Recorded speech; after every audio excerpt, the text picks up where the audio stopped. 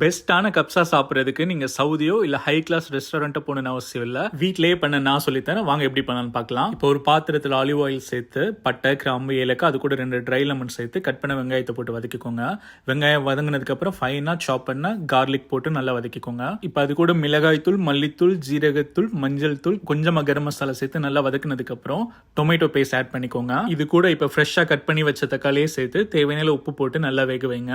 Real authentic flavour கிடைக்கணும்னா இந்த மாதிரி ஆரஞ்சு தோலை லைட்டாக கிரேட் பண்ணி விடுங்க. இப்போ கோழியை போட்டு ஒரு 10 நிமிஷம் லைட்டாக வேக வச்சா போதும். 50% வெந்த கோழியை எடுத்து ஒரு ஓவனில் 20 நிமிஷம் கிரில் பண்ணி எடுத்துக்கலாம். அப்படி இல்லைன்னா நீங்கள் பேன்லேயே ஃப்ரை பண்ணி எடுத்துக்கோங்க. இப்போ இந்த மசாலாவில் ரைஸ்க்கு தேவையான தண்ணி சேர்த்துக்கோங்க. தண்ணி கொதிச்சதும் ஊற வச்ச அரிசியை சேர்த்து இந்த பதம் வந்தது ஒரு 20 நிமிஷம் தம் போட்டு எடுத்தோம்னா ரைஸ் ரெடி. இப்போ வீட்டிலேயே இருக்கிற பெரிய பிளேட்டை பார்த்து இந்த ரைஸை கொட்டி அதுக்கு மேலே கிரில் சிக்கன் இந்த மாதிரி அடுக்கி மலைச்சாரல் மாதிரி ஆலிவ் ஆயிலே ஃப்ரை பண்ண ஆனியன், ட்ரை ஃப்ரூட்ஸ், நட்ஸ் எல்லாம் அது மேல தூவி காரத்துக்கு கடிச்சுக்கு 2 பச்சை மிளகாவை குத்தி அப்படியே கட் பண்ண லெமன், ஃப்ரெஷ்ஷான புதினாவை தூவி அப்படியே இந்த பிளேட்டை அலுங்காம குலுங்காம ஹாலுக்கு தூக்கிட்டு போய் சுத்தி வர ஃபேமிலியா உட்காந்து சாப்பிட்டா எப்படி இருக்குன்னு நான் சொல்ல மாட்டேன், நீங்க ட்ரை பண்ணி பார்த்துட்டு சொல்லுங்க. இந்த சாஃப்ட் அண்ட் கிறிஸ்பியான சிக்கனோட ஃப்ளேவர்ஃபுல்லான ரைஸ், அது கூட ஃப்ரைட் ஆனியன், இந்த நட்ஸ்லாம் சேர்ந்து சாப்பிடும் போது சொல்றதுக்கு வார்த்தையே இல்லை, பயங்கர டேஸ்டா இருக்கு.